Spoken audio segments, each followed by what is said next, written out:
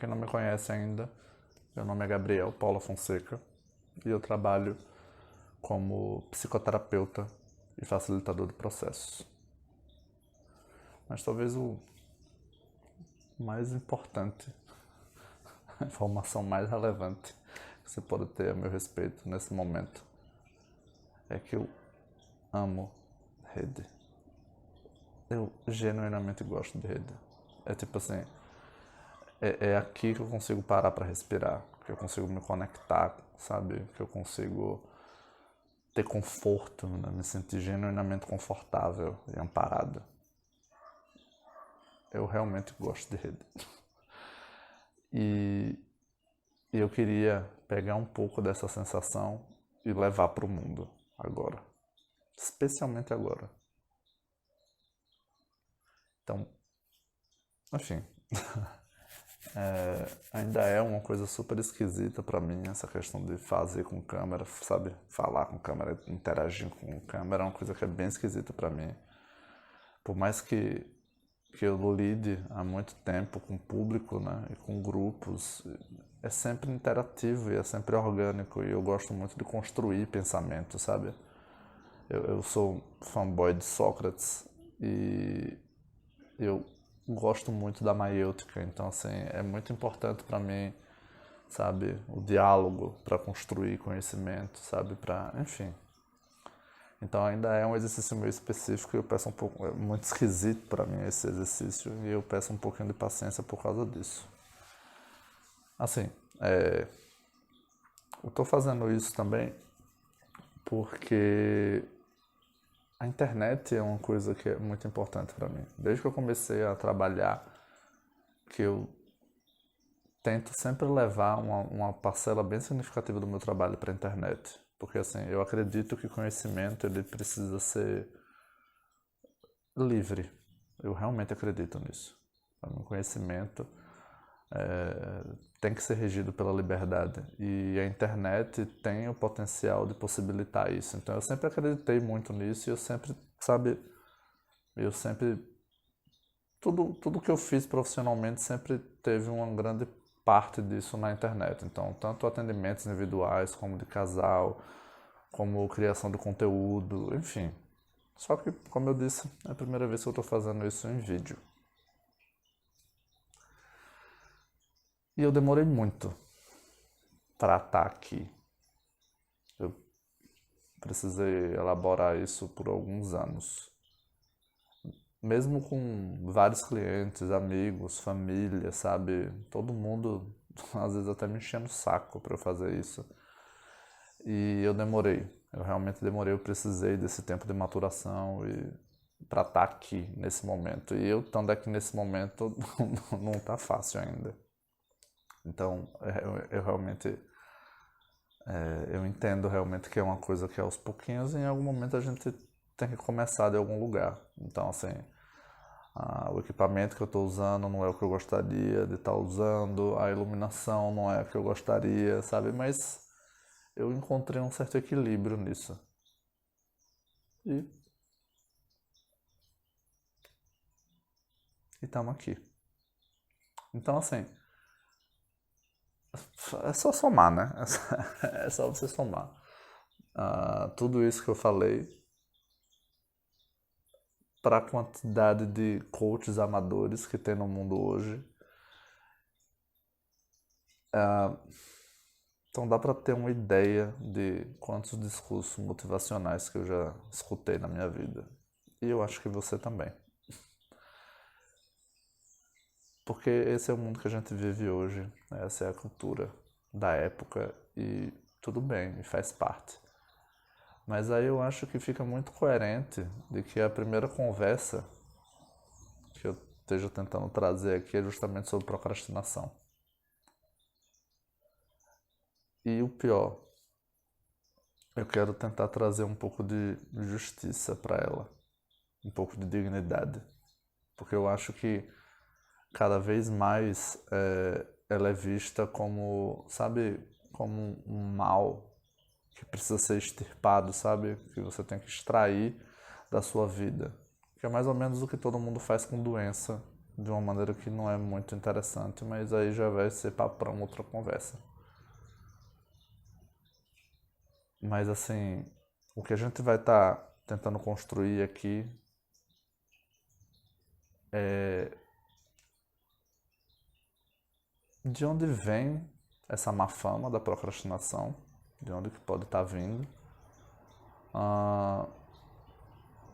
do porquê que eu não acho que ela deveria ser tão mal vista dessa forma e o que é que a gente pode fazer na nossa relação com ela. Tudo bem? Beleza, então vamos lá. Na minha meditação pessoal, que é o que eu estou tentando trazer aqui, nesse momento, sobre a procrastinação, né, sobre esse fenômeno, do impacto que a procrastinação tem no mundo e nas pessoas, eu descobri uma coisa bem... Foi muito interessante para mim, foi bem intrigante, foi bem impactante e eu queria começar compartilhando com isso. Eu vou falar algumas palavras aqui e você vê como é que você se sente com elas, tá? Beleza. Progresso, proatividade, programa, prova, produto, propaganda, proibição, proteína, profilaxia. Dá um negócio na gente, né? São palavras fortes, tem um impacto. E cada um tem um sentimento diferente em relação a isso, né? Cada um é impactado de maneira diferente por essas palavras, mas eu acho que uma coisa que chama a atenção de todo mundo, se prestar bem atenção, é o prefixo pro. E isso não é uma mera coincidência. Eu descobri que todas as vezes que o prefixo pro aparece numa palavra, ele indica um movimento para frente. Não no sentido temporal, mas no sentido espacial mesmo da coisa, sabe? É como se você, tipo assim, é uma performance, sabe? É um performar lá na frente. Como se você estivesse num palco mesmo. Tudo bem? Vamos pegar um exemplo. Proatividade. Você ser uma pessoa proativa. Você tem o prefixo pro e você tem active, que do inglês significa ativo. Então, quando você junta as duas partes da palavra, o que acontece? Significa você ser ativo lá na frente. Você ser ativo nesse mundo externo, sabe? Você performar no social de uma maneira ativa. Tudo bem? É quase redundante, mas não é. Vamos pegar um outro exemplo. Progresso. Você tem o pro e você tem o grados, que do latim significa etapa, passo. Então, quando você junta, fica algo como você ultrapassar ativamente as etapas desse mundo social. Faz sentido? Tem a ver com você ultrapassar etapas, seja lá que etapas forem essas. Beleza? No caso da eleita, né, da nossa, espero, futura amiga procrastinação, ela tem o pro e ela tem o cras, que é do latim também e significa para amanhã. Então, quando você junta, o significado dela é deixar algo para amanhã. Então, perceba, é deixar ativamente algo para amanhã. Não é se permitir deixar algo para amanhã, não é ser levado a deixar algo para amanhã. Sabe, é uma decisão. É uma performance, é tipo assim, é eu estar no mundo e colocar isso que eu preciso, ou que eu deveria, seja lá por quê, que eu tenho que fazer, eu estou deixando para amanhã. E aí eu começo a me perguntar, tipo, qual é o mal nisso, sabe? Qual o problema de deixar uma coisa para amanhã? Até Sun Tzu, que escreveu Arte da Guerra, e que é um dos heróis, inclusive um dos heróis desse mundo pro, era defensor da ideia de você agir nas melhores condições. Inclusive, você agir, tipo, hoje em condições ruins, não fazia o menor sentido para Sun Tzu. Toda a estratégia dele era pautada em você avaliar as condições do momento e agir da melhor maneira e, se necessário, adiar. E ele adia coisas pra caramba. Então, de onde é que está vindo? De onde é que poderia estar vindo esse problema, né? Essa questão, né? Por que ser procrastinador, ou, sabe, você procrastinar virou quase um equivalente de uma deficiência, sabe? De algo que ninguém quer e que você tem que, enfim, tem que expurgar. E aí, nessa pesquisa, eu percebi uma outra coisa.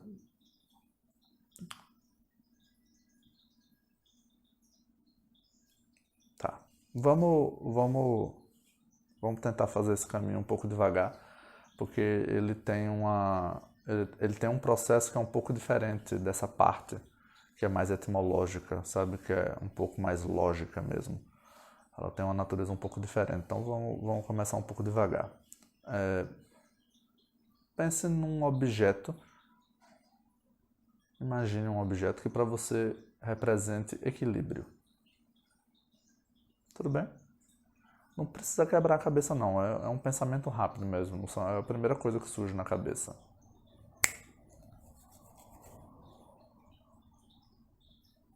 Pensou? A chance de ter surgido uma balança ou algo equivalente é bem grande. Porque quando a gente pensa em equilíbrio, a gente necessariamente pensa em polaridades, sabe? A gente pensa em algo meio que harmonizando coisas opostas. Tem uma relação muito profunda com o número 2, a palavra equilíbrio. O 2 ele representa justamente sabe, essa harmonia entre opostos, entre forças polares. E se a gente parar para pensar um pouco, a gente começa a observar esse processo acontecendo na natureza, né? Porque tudo na natureza tende a um equilíbrio. Então, assim, sempre existem forças diferentes, opostas, e dialogando e de alguma maneira convergindo para um certo equilíbrio, para uma homeostase ou algo equivalente. Então, sabe, sombra e luz, o suave e o duro, o devagar e o rápido, sabe, a noite e o dia, enfim, acho que dá para pegar um pouco da ideia, né? A gente sempre tem uma polaridade que tende a ser mais passiva e uma polaridade que tende a ser um pouco mais ativa. A gente sempre tem uma polaridade que tende a um recolhimento, a um mundo interno, não manifestado, não expresso, e uma polaridade que é mais ativa, sabe? Que aparenta mais força, sabe? Ou pelo menos uma atuação mais explícita no mundo, mais manifesta. Tudo bem? Esses conceitos e essa percepção, ela vem lá da China antiga, sabe? No taoísmo já se falava sobre esses conceitos, que é justamente o conceito de Yin e Yang.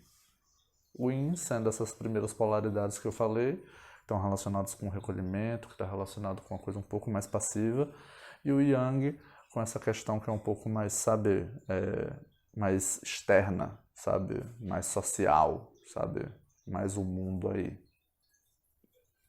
Tudo bem? E eles já traziam isso já há muito tempo. O símbolo do Yin e o Yang, todo mundo já viu em algum momento, é o símbolo do equilíbrio.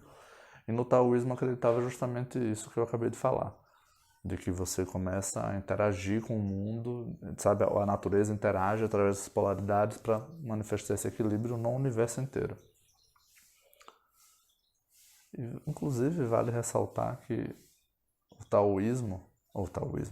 a arte da guerra de Sun Tzu nada mais é do que um taoísmo, uma visão taoísta do enfrentamento, vamos falar assim.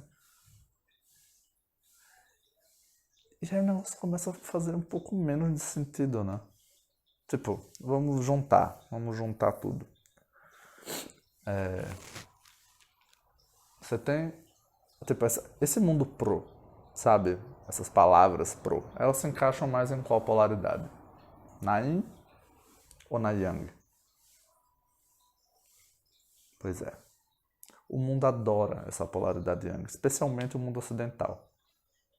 Cada vez mais o mundo é mais ocidentalizado e cada vez mais o mundo está tomado por essa verdadeira adoração dessa polaridade, dessa força yang.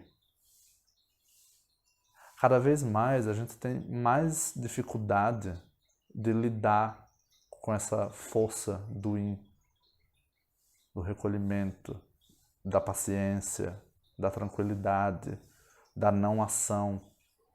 Tudo que acontece na vida da gente, a gente acha que precisa fazer algo e resolver aquilo. Mesmo quando não sabe, quando o tempo pede um pouco mais de calma, parafraseando a música. A gente realmente tem uma dificuldade muito séria, de época datada, para lidar com essa polaridade, com essa força. Perceba que eu não estou falando aqui que todo esse mundo externo, sabe, precisa ser negligenciado, precisa ser descartado, sabe, castrado para que deixe de existir. Eu estou falando que ambas essas forças, elas têm necessidade igual. E que eu não posso valorizar uma em detrimento da outra. Que a gente precisa ter um ritmo. Para eu estar acordado, eu preciso dormir. Eu não tenho como ficar acordado o tempo inteiro, por mais que a sociedade atual tente fazer isso, né? Dormir é cada vez mais complicado para todo mundo. Então, assim, o que eu estou falando aqui é sobre um certo respeito a essa outra polaridade, um reconhecimento da necessidade, da importância dela, justamente para que a outra consiga se manifestar de uma maneira saudável, de uma maneira equilibrada. Porque a natureza vai conseguir o equilíbrio que ela precisa. Mas a custo de quê, né? Perceba, quando eu estou falando de procrastinação, eu estou falando sobre uma decisão ativa de deixar algo para amanhã. Eu estou propondo aqui tratar a procrastinação como um passo para uma possível integração. Eu estou propondo aqui tratar a procrastinação como um desejo ativo, como uma percepção de que hoje não é a melhor condição de fazer aquilo que eu deveria estar fazendo, por algum bom motivo. Afinal, você faz parte do mundo e você faz parte do seu momento, né? Você não pode excluir você dessa equação. Então, se você não está conseguindo fazer algo, talvez tenha algo, sabe? Exista algo em você que está realmente segurando. E se você lutar contra você mesmo, você não tem como ganhar. Então, a proposta prática que eu estou trazendo aqui é de quando surge um desejo de não agir, ao invés de eu ficar, sabe, adiando esse confronto interno, porque o confronto não existe só externamente. Confronto externo todo mundo gosta, entre aspas, né? Não necessariamente é prazeroso, mas todo mundo valoriza, né? Como exemplo de sucesso. Mas tem todo um confronto interno que precisa ser travado também. Então eu parar e conversar, entrar num certo acordo comigo mesmo, sabe? O que é que está acontecendo? Por que que eu não quero fazer isso? E tentar encontrar uma forma. Percebe? Eu não estou falando para deixar de ser feito aquilo que tem que ser feito. Eu estou falando sobre um empoderamento de si. Sobre eu perceber o que é que acontece comigo e levar em consideração aquilo que eu quero naquele momento e descobrir quais são as melhores condições para isso, externas e internas. Estou falando aqui sobre equilíbrio, sobre integração. Eu estou falando aqui sobre paz. Essa conversa podia ser tranquilamente um elogio ao tédio. Tipo, qualquer palavra que remeta a essa necessidade de não agir naquele momento. Ou eu não tenho a possibilidade de agir, ou eu não quero fazer isso, sabe? Qualquer situação em que eu me vejo obrigado, interno ou externamente, a ficar quieto, a ficar em repouso, eu tenho dificuldade de lidar. Imagine um domingo de tarde, sabe, fim de tarde, em que não tem nada para fazer. Chega a doer, né? É tipo assim, é uma coisa que machuca. Muita gente não consegue nem imaginar isso, sabe, sem ter algum tipo de calafrio. E é justamente essa inabilidade de lidar com esse tipo de situação, com esse tipo de sentimento, com esse vazio, que impede a gente de realmente sentir paz e de sentir conexão com o mundo e com o outro. Porque eu sempre acho que eu tenho que intervir. Porque eu sempre acho que eu tenho que encontrar uma solução para, sabe? É sempre uma atividade, sabe? Eu sempre tenho que ser produtivo, eu sempre tenho que ser, sabe? Eu sempre tenho que progredir, eu sempre tenho que agir nesse mundo externo e tenho que ser visível. E todo mundo tem que ver e todo mundo tem que reconhecer o tempo inteiro. E aí fica toda essa parte, sabe? Que é a nossa sombra e que todo mundo acha horrível, né? Sombra é uma coisa tenebrosa, ninguém gosta de olhar para sombra, né? Sombra é um sinônimo de uma coisa ruim. Aí fica toda ela como uma coisa completamente negligenciada. Mas sombra é uma coisa tão gostosa. Sabe, a expressão sombra e água fresca, ela não é à toa também. Então o que eu estou propondo aqui é tratar a procrastinação com um pouco mais de respeito, como uma parte nossa, e consequentemente tratar a gente com um pouco mais de respeito, como tratar a gente como algo que não tem que ser atropelado o tempo inteiro. Sabe? Eu estou propondo uma respiração, eu estou propondo.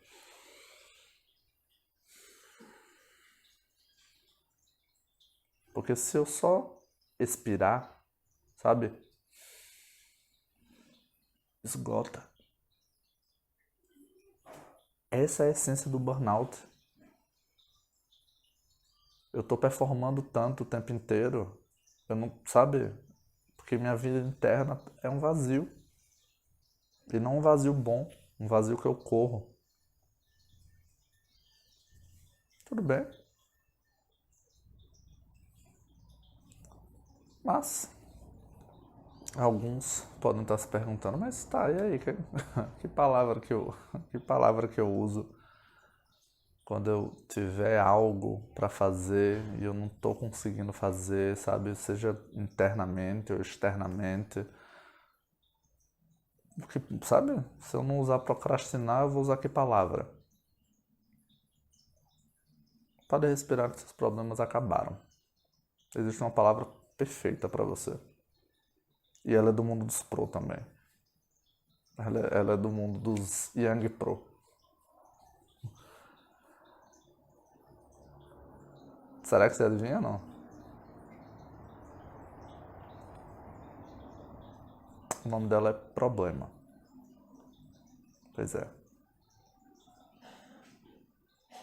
A gente tem uma palavra perfeita para isso.